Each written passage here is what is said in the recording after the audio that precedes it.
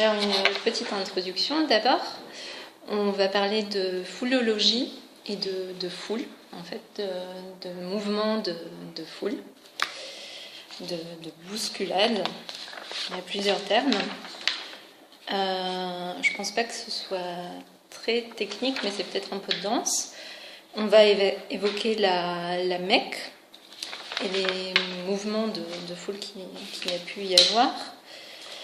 On va aussi évoquer un chercheur de la fin du 19e siècle, début 20e, qui s'appelle Francis Galton.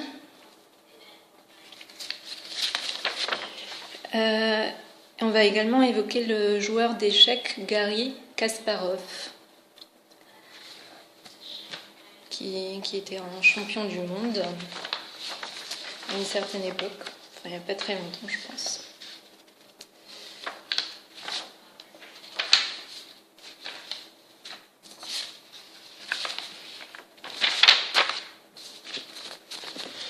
Voilà, je commence alors. Rebonsoir, j'ai choisi de vous parler ce soir de foulologie. Alors, pas d'inquiétude, c'est en fait assez simple. Imaginez que vous vous promenez rue Neuve un samedi après-midi. Évidemment, il y a foule. Pourtant, dans cette rue qui est habituellement bondée, les gens ne se foncent pas dedans, généralement. De même, ensuite, en tournant dans une ruelle perpendiculaire, une personne pressée arrive face à vous, dans le sens opposé. Mais vous parvenez pourtant à vous éviter tout naturellement. Eh bien, en foulologie, c'est ce que l'on appelle l'évitement. La foulologie s'intéresse donc à la foule, on l'aura compris. Mais qu'est-ce que c'est la foule, au juste ? Une multitude de personnes rapprochées les unes des autres, certes. Mais pourquoi est-ce qu'une multitude de personnes rapprochées les unes des autres ne se comporte pas comme une multitude d'individualités, mais comme un ensemble, un groupe qui est régi par ses propres lois, des lois qui changent, notamment en fonction de la densité du groupe ? Eh bien, pour le découvrir, il faut faire appel à plusieurs disciplines. Et si l'on admet qu'un mouvement est assimilable à une information, alors il est peut-être intéressant, en cette époque qui est la nôtre, d'étudier la propagation d'une information dans un groupe massif, une foule, comme par exemple sur un réseau social. Alors pour commencer, retournons 13 ans en arrière, plus précisément le 12 janvier 2006, à la Mecque. Et bien, une fois de plus, et malgré les nouvelles précautions prises par les autorités saoudiennes, une bousculade fait plus de 300 morts. Une nouvelle fois, le pèlerinage est endeuillé. Les fidèles défilent notamment sur un chemin qui fait parfois seulement quelques mètres de large. Il y a plus de 2 millions de personnes qui participent au pèlerinage, qui se suivent en rang serré. C'est une foule qui est compacte et qui est tout simplement impossible à contrôler. Et c'est ainsi que le drame se produit.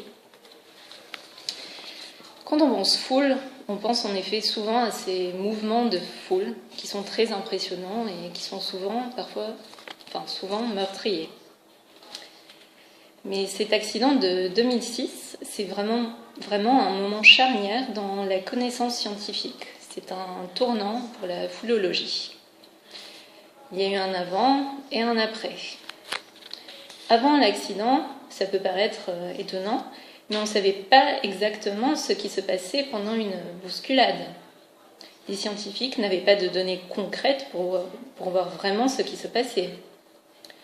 Il se trouve que cet accident-là, de 2006, a été filmé par des caméras de vidéosurveillance et les extraits ont atterri sur le bureau de grands physiciens spécialistes de mouvements de foule.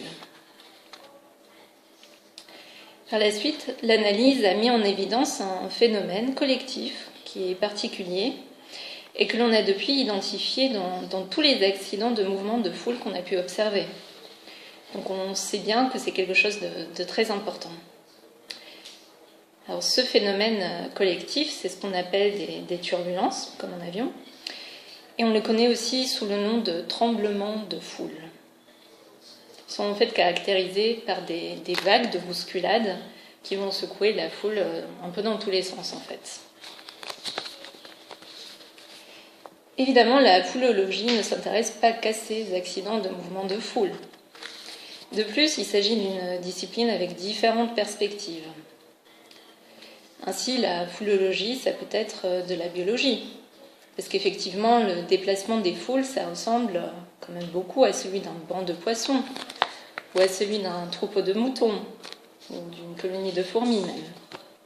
Donc oui, ça pourrait être de la biologie. Mais en même temps, le déplacement des foules, ça peut se décrire aussi à l'aide d'équations, qui, elles, sont traditionnellement utilisées pour décrire le comportement de la matière. Comme par exemple la dynamique des grains de sable, ou encore la dynamique des fluides. Donc oui, ça peut être de la physique aussi. De nos jours, on l'étudie aussi en psychologie. Les gens se disent que les foules, c'est quand même des personnes. C'est pas des grains de sable ou des poissons, donc ça peut être de la psychologie aussi. Mais il y a aussi les sociologues qui s'y intéressent, des informaticiens, des économistes, évidemment avec le comportement collectif des consommateurs. Bref, il y a plein de disciplines qui s'intéressent à cet objet qui est la foule. Aujourd'hui, on l'étudie très souvent sous l'angle de l'éthologie quand même. Alors l'éthologie, pour rappel, c'est l'étude du comportement des espèces animales dans leur milieu naturel. Sauf qu'en foulologie, les animaux, ce sont les gens qui vont au travail, par exemple, et leur environnement, ça va être les transports en commun, le métro, le bus ou un supermarché.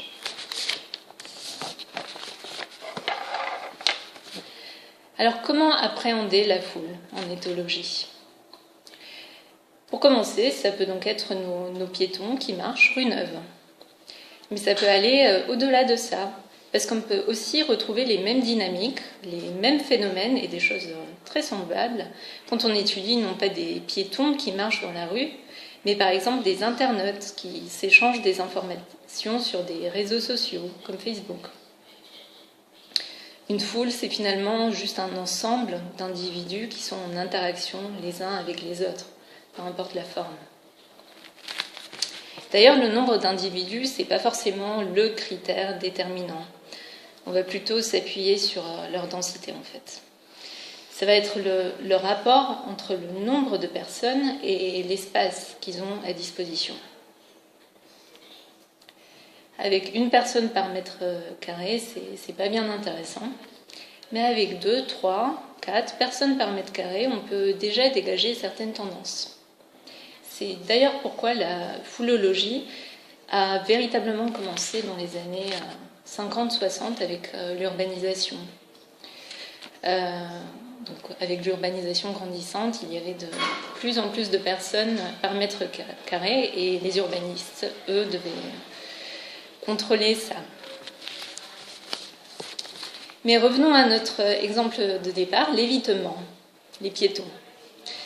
Vous marchez dans la rue et puis arrive en face de vous un autre piéton qui se déplace dans le sens opposé. Vous allez devoir prendre une décision parce que vous allez devoir éviter cette personne. Est-ce que vous choisissez de passer à droite ou alors est-ce que vous choisissez de passer à gauche ? Si on choisit tous les deux le même côté, droite ou gauche, peu importe, l'évitement va pouvoir se faire sans problème. Parce que ma droite, c'est la gauche pour l'autre personne. Et en France, 81% choisissent d'ailleurs le côté droit. Ce choix, c'est finalement ce qu'on appelle une convention sociale. Une petite règle de comportement en société qui est partagée par un très grand nombre de personnes. La plupart des gens ne s'en rendent même pas compte, en fait. C'est presque comme un réflexe. Et ça résout notre problème de coordination dans la rue. Vous passez spontanément à droite parce que vous savez que l'autre personne partage ces règles aussi. Ce qui est intéressant, c'est que si vous avez non pas 2 piétons, mais de flux de piétons qui se déplacent en sens opposé toujours, vous avez donc beaucoup plus de monde cette fois-ci, eh bien la foule va avoir tendance à structurer le trafic piétonnier en ce qu'on va appeler une autoroute de piétons, comme pour les voitures. La rue est ainsi divisée en 2 moitiés, comme si les gens avaient décidé de se partager l'espace disponible. Alors oui, vous vous en doutiez, le choix de la droite est légèrement influencé par le code de la route. Mais il s'agit surtout d'un apprentissage social. Les piétons s'adaptent, ils apprennent. Si ça marche, ils continuent de se mettre du même côté en fait. C'est comme si la foule faisait preuve d'un comportement intelligent pour s'auto-organiser. C'est comme si elle faisait preuve d'une intelligence collective. Mais est-ce que ça vaut aussi pour la notion de circulation de l'information cette fois ?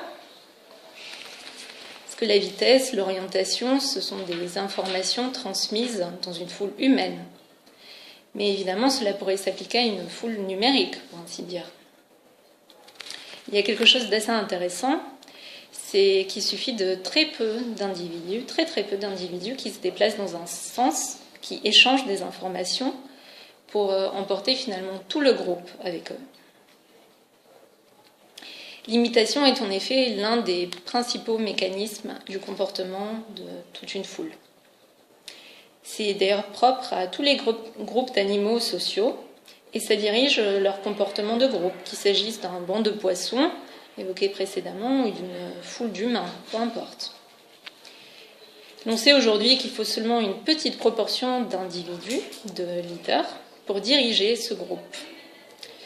Pour être précise, 5 à 10% typiquement. Mais généralement, on ne peut quand même pas faire n'importe quoi dans un groupe, n'est-ce pas ? On ne peut pas attirer un banc de poissons dans la gueule d'un prédateur, par exemple. Dans ces cas-là, c'est la majorité qui va l'emporter. Bref, on peut entraîner un groupe avec des leaders, mais il y a quand même des limites à cette manipulation. Mais attention, car plus le groupe est important, plus la manipulation est facile. Alors aujourd'hui, en 2019, on en parle beaucoup. La propagation d'une information dans un groupe, ça peut évidemment avoir un autre nom, comme celui de rumeur, d'infox ou de fake news. On en parle beaucoup. D'ailleurs, une étude a récemment prouvé que la dissémination d'une information sur Twitter est 6 fois plus rapide, 6 fois, s'il s'agit d'une fausse information que d'une vraie information. Ainsi, les mensonges se propagent mieux et plus vite que les vérités. Revenons un peu sur cette étude-là. L'idée, c'était d'observer un individu, un internaute. On attend qu'il publie un contenu sur un réseau social. Il peut par exemple s'agir d'un utilisateur de Facebook qui va poster une photo de chat, disons. On va regarder parmi ses contacts à lui, combien de personnes vont relayer cette photo de chat. Et puis après, on va regarder parmi les contacts des contacts. Et encore parmi les contacts des contacts des contacts. Et ainsi de suite, jusqu'au dernier maillon de la chaîne de propagation. À la fin, ça va nous donner un graphique avec des points qui représenteront les individus et des traits entre ces points qui représentent en fait le passage, la transmission de l'information. À quoi ressemblent donc les graphiques obtenus ? Eh bien, la grande découverte de l'étude, c'est que la structure de ces graphiques va être différente selon le caractère de l'information qui circule. Si c'est un mensonge ou une vérité, en fait. C'est très important parce que ça signifie qu'en gros, vous n'avez pas besoin de connaître le contenu de l'information pour savoir si c'est vrai ou si c'est faux, pour résumer. Il suffit juste de savoir comment se propage l'information.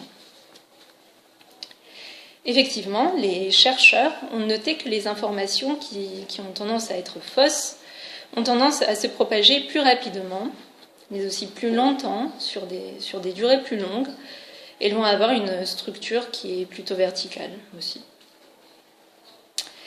Et c'est très important, car cela a entraîné notamment la création d'un algorithme automatique qui va regarder uniquement comment se propage l'information. Et cet algorithme va nous permettre de dire, par exemple, que celle-là, elle se propage comme un mensonge. Ou alors, celle-là, typiquement, elle se propage comme une vérité. Et effectivement, cet algorithme est efficace dans 75% des cas, ce qui est en fait très prometteur pour un début. Parce qu'il faut savoir que c'est quelque chose de très novateur, qui est tout récent. Et cela laisse présager une sorte de détecteur de mensonges numériques qui n'aurait même pas besoin de savoir de quoi on parle pour savoir si c'est vrai ou si c'est faux. Bref, c'est assez impressionnant.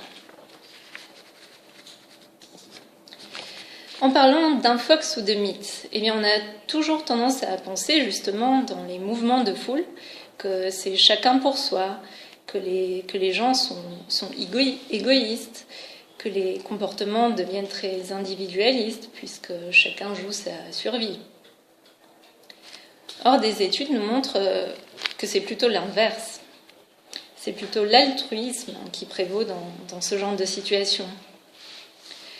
Revenons par exemple aux attentats du 11 septembre.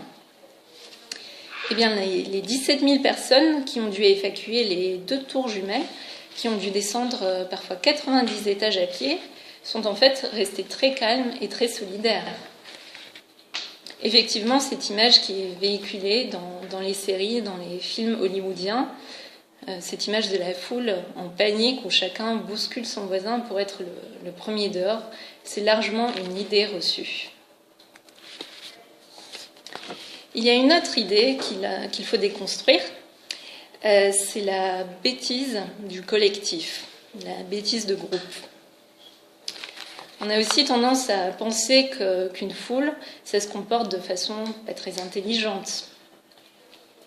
Or, des expériences, là aussi, révèlent une intelligence collective, qui est en fait une sorte d'intelligence statistique, pour ainsi dire. Une intelligence de la moyenne juste. Alors, il y a bien longtemps, à la fin du XIXe siècle, un chercheur qui se nomme Francis Galton avait décidé de prouver la bêtise collective. Et pour ce faire, Francis Galton s'est rendu dans une foire agricole et il a demandé à 800 personnes d'estimer le poids d'un bœuf qui se trouvait là, dans la foire.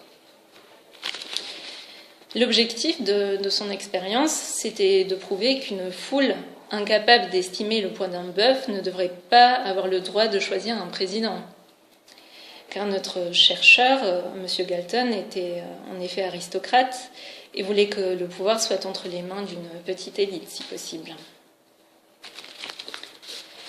Eh bien, il a recueilli et analysé les estimations et effectivement, comme il s'y attendait, la plupart des estimations étaient complètement fausses, complètement à côté de la plaque. Certaines personnes avaient largement surestimé le poids du bœuf et d'autres l'avaient largement sous-estimé. Les résultats ont été publiés dans la revue Nature en 1905. Mais Francis Galton a pourtant dû constater avec grand étonnement qu'en prenant la moyenne de toutes les estimations, de toutes ces 800 estimations, eh bien on tombait sur une valeur qui était exactement le poids du bœuf, à 1 kg près. La publication dans Nature en 1905 est restée ignorée pendant plus d'1 siècle. Mais aujourd'hui, dans le contexte actuel, elle a été ressuscitée, pour ainsi dire, et elle est aujourd'hui fréquemment citée comme référence même.